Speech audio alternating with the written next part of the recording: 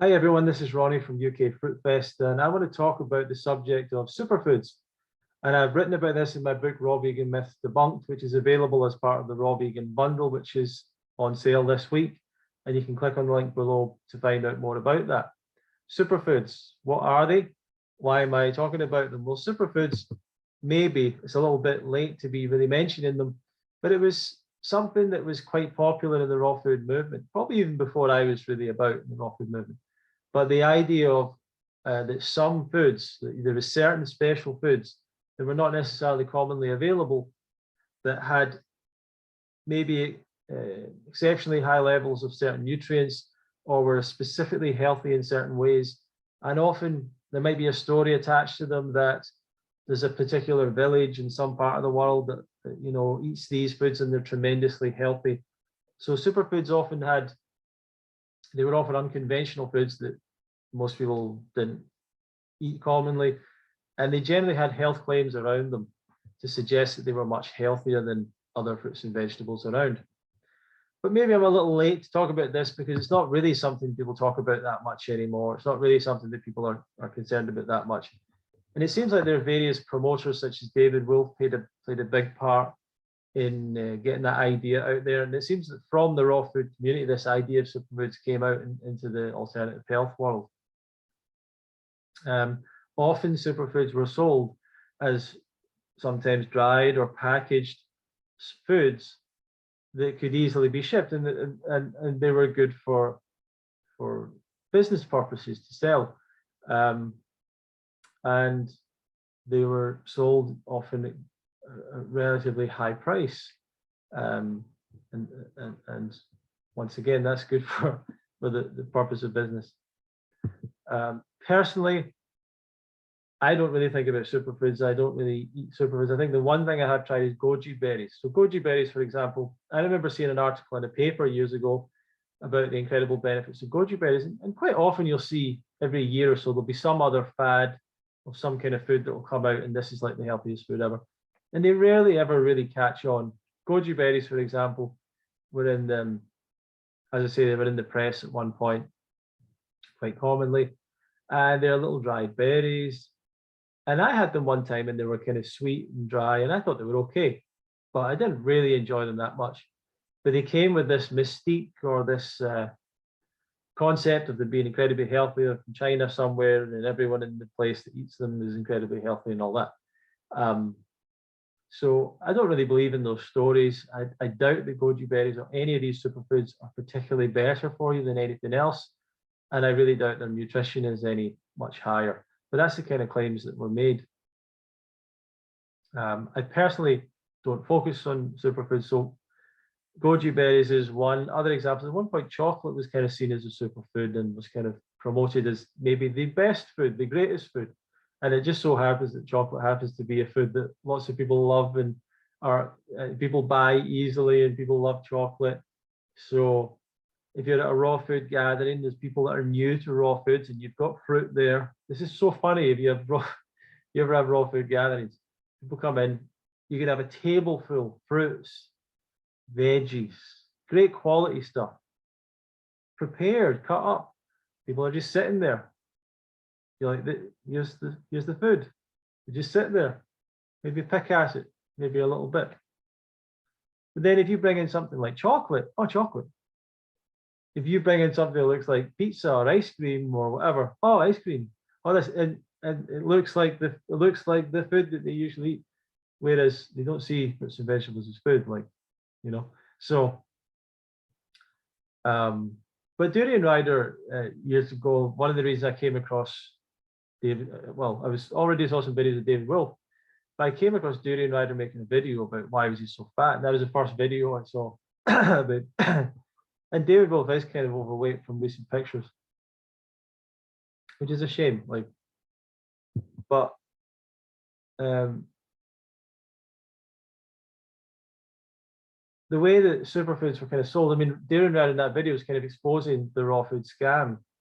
That there was this, the superfood scam, which was basically that there was all these raw food promoters that were just selling these products to make a profit, and it wasn't anything really to do with, there wasn't really any truth to the claims, in that they were often disparaging fruits and vegetables, conventional fruits and vegetables, in order to sell people on their much more expensive superfood products. And to some degree, people wanted to buy these superfoods, because when you say to people, well, if you want to get healthier, eat more apples, it's kind of like, oh, apples, boring. You know what I mean? It's like nothing. But apples are like, apples come from the Silk Road in China and amazing. And, you know, Kazakhstan, they were grown wild and they started to get grown along the Silk Route. And like, there's an amazing history around apples, but people are just like, apples. Oh, I know they're healthy, but they're not fun and exciting, you know. So, but superfood excitement, oh, Valley of China with the healthy people, people were sold on it. And you know, they were really strongly suggesting, you know, you shouldn't be eating that stuff. You should be eating superfoods and supplements and their supplement products.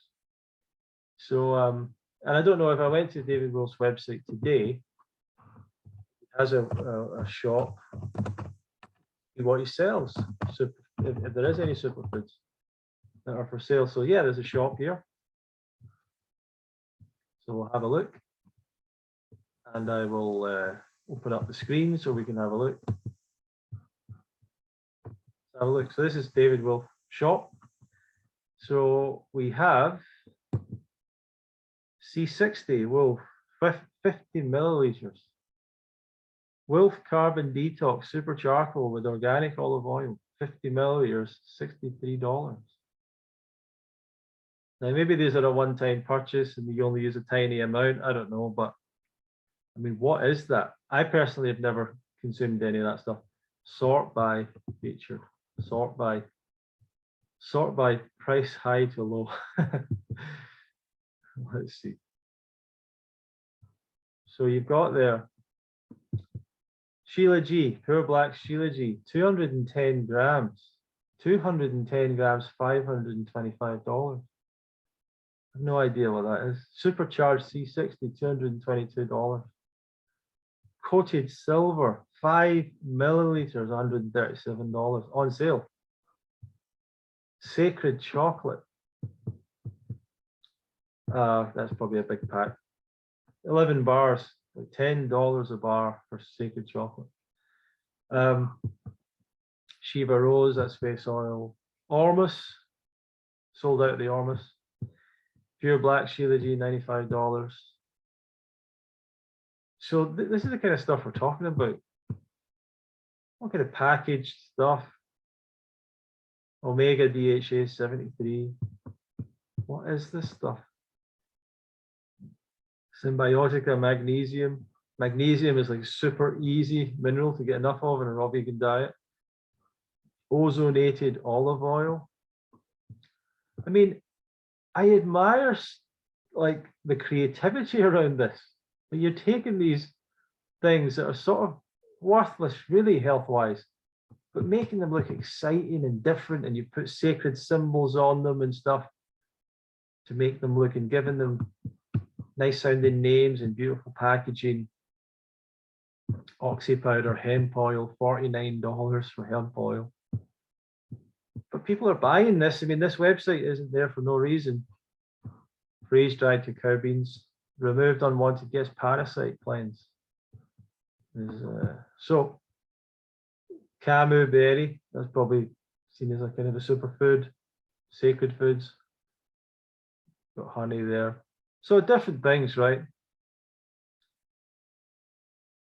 So these are, I mean, these are all sort of tinctures and oils. These are not exactly what I would have thought of as superfoods, like the goji berries and things like that. But there you go.